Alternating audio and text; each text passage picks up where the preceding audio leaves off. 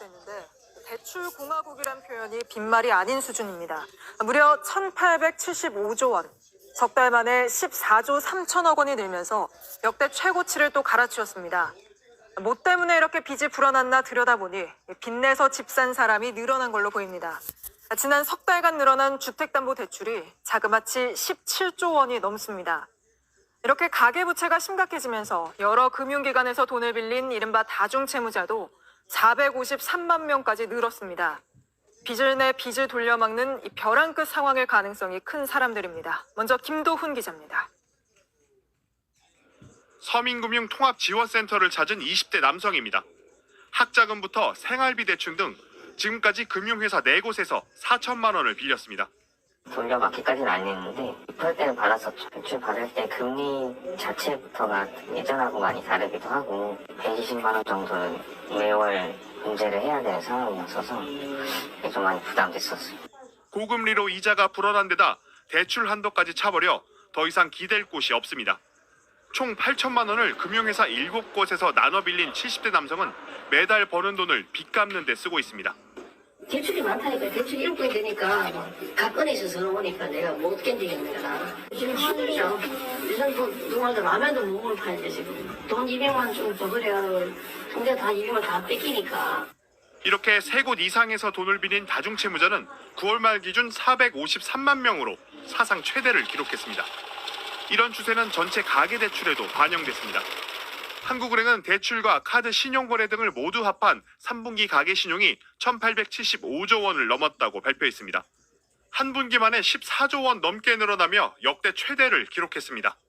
주택담보대출과 카드 사용이 늘어난 데다 공적자금과 카드사 대출 등도 급증한 영향입니다. 특히 계속된 고금리 상황에서 전체 가계빚 규모가 불어나다 보니 한계 상황에 내몰리는 대출자는 더 늘어날 전망입니다. JTBC 김도훈입니다. 이렇게 가계빚이 늘어난 건 주택담보대출이 크게 불어난 탓입니다. 부동산 시장이 살아날 거란 기대도 분명 한몫했겠지만 정부의 엇갈린 신호가 더 헷갈리게 만들었다는 지적이 나옵니다. 이어서 이상화 기자입니다. 3분기 가계빚을 가장 늘린 건 주택담보대출입니다. 한 분기에만 17조 원 넘게 늘어나며 가계대출 증가를 이끌었습니다. 부동산 가격이 바닥을 찍었다는 인식이 퍼진 데다 올 초부터 한시적으로 대출을 완화해준 특례 보금자리론도 영향을 미쳤습니다. 한국은행은 정부의 가계대출 관리가 효과를 낼 것이라고 언급했습니다. 정부의 가계대출 관리 강화 조치 효과가 시차를 두고 보다 가시화될 것으로 기대가 됩니다. 하지만 금융당국은 어제만 해도 다른 신호를 냈습니다.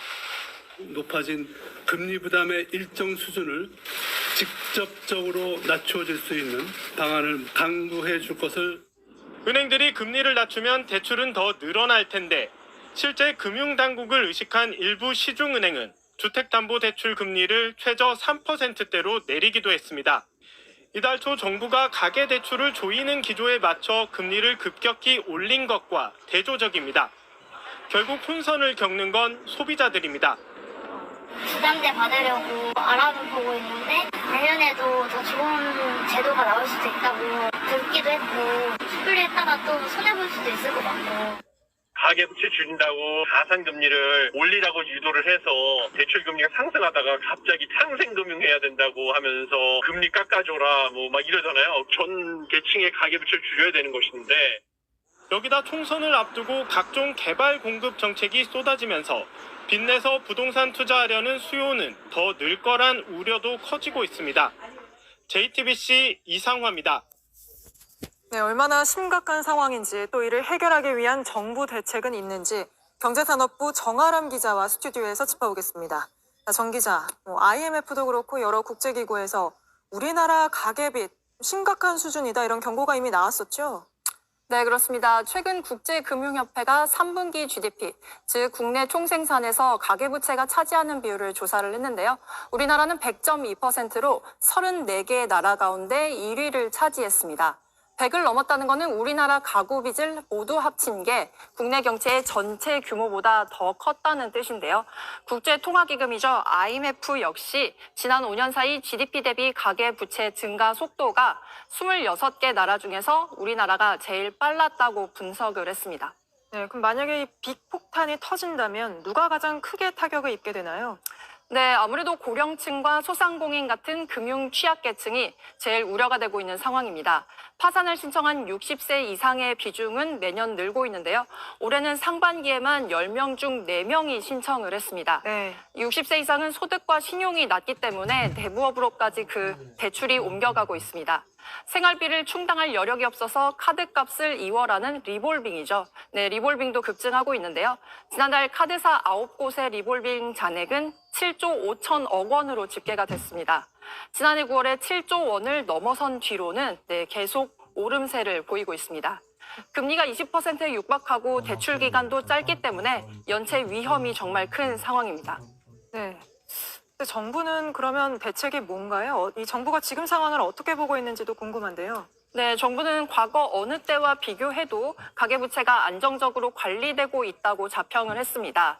하지만 전문가들은 GDP 대비 가계부채 비율의 마지노선을 80% 정도로 보고 있습니다.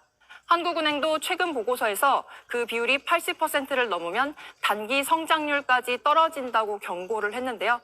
그만큼 현재 상황이 매우 심각하다는 걸 의미합니다.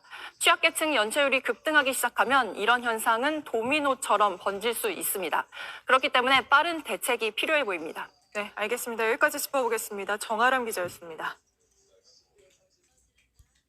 경제라는 것은 대통령이 살리는 게